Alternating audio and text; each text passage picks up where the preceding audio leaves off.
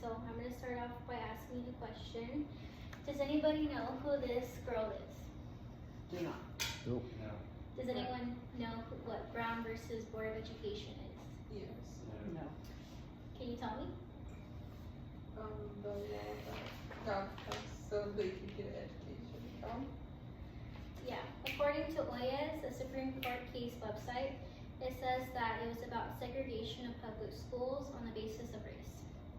Today, I'll be informing you about Linda Carroll Brown, the Brown versus Board of Education, and why she's important to know.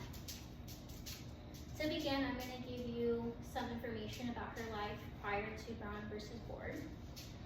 Linda Carroll Brown grew up in a time during Plessy versus Ferguson, Plessy versus Ferguson era, separate but equal, meaning people were segregated by Jim Crow laws.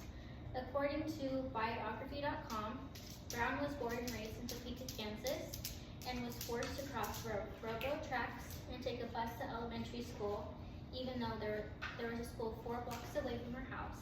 The problem was, it was an all-white school. That would mean her parents would have walked with her to and from school, or hoped she made it okay to school every day.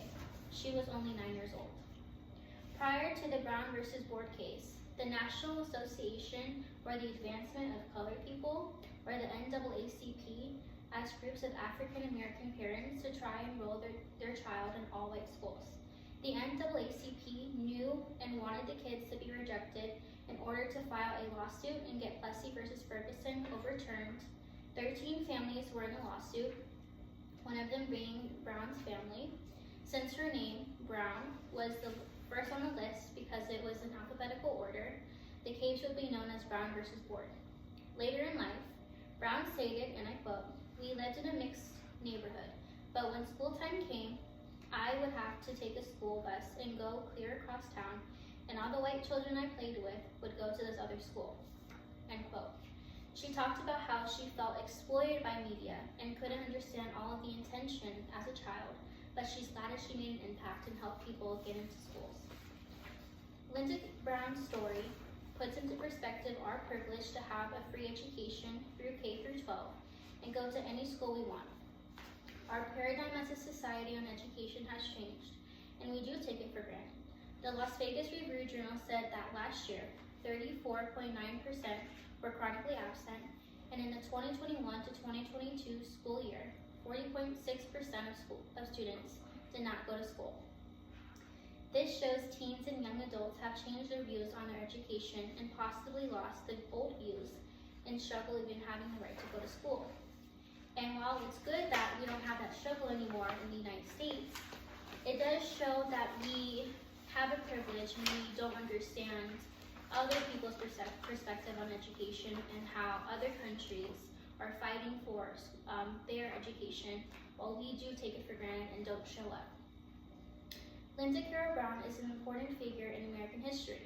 Her story, her cause, and the immediate attention Brown versus Board gave her because it was a pivotal point in the right to education and the end of Jim Crow laws. Even for myself, as a history lover and someone who has done immense assignments on this case in high school, did not know the little girl who started it all.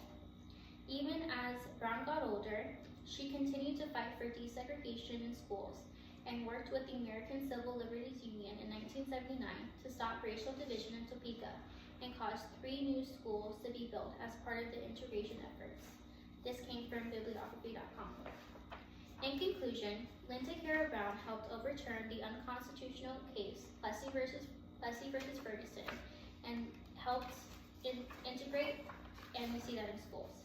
She was only 9 years old, just in 3rd grade when this case began, and I think she is very brave to have that kind of media attention at that age, and her parents' persistence in getting her into school that she belongs in is very brave.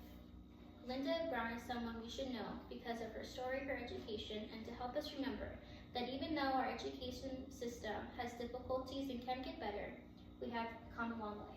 Thank you for listening.